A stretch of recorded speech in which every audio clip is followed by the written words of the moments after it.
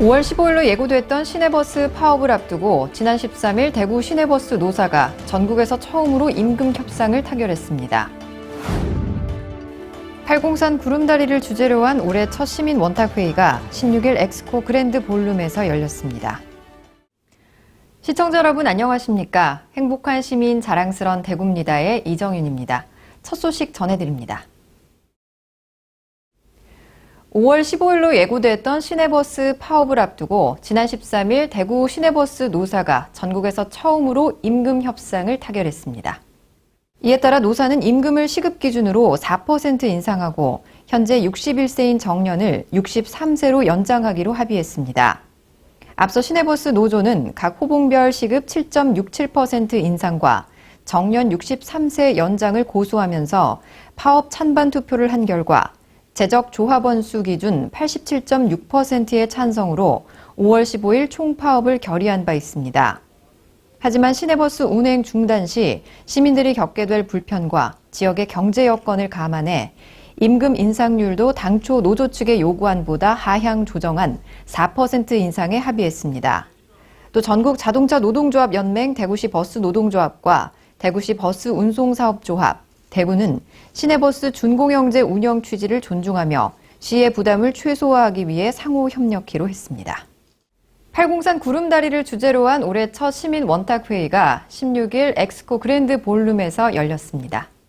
이번 원탁회의를 위해 팔공산의 보존과 개발에 대한 정확한 정보를 전달하기 위해 팔공산과 도심에서 현장조사, ARS 여론조사, 열린 토론회 등을 통해 의견을 청취했습니다. 회의에서는 먼저 팔공산의 지속가능한 관광 활성화를 위한 보존과 개발에 대한 입장, 지역경제 활성화, 고용 창출 효과, 환경과 생태 보전 등의 분야별 쟁점을 토론했습니다. 주요 입장에 대한 인터뷰를 진행한 후 결과를 바탕으로 투표를 진행하고 팔공산 구름다리 설치에 대한 입장과 이유에 대한 토론도 이어졌습니다. 한편 시민 원탁회의는 2014년부터 안전한 도시 대구 만들기를 시작으로 총 15차례 약 6천여 명의 시민 참여를 이끌어냈습니다. 이어서 한 주간 시정 단신을 알려드립니다. 지역 의료 분야 전문가, 기업 관계자 등 60여 명이 참석한 가운데 제2회 아태 안티에이징 코스 발대식이 열렸습니다.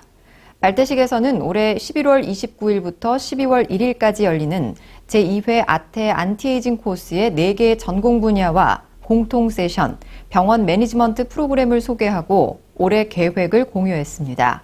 아태 안티에이징 코스는 외국 의료인들을 대상으로 하는 의료 연수를 주 내용으로 하는 행사로 프로그램 참가자는 전공별 일정한 연수 비용을 내고 참가하게 됩니다.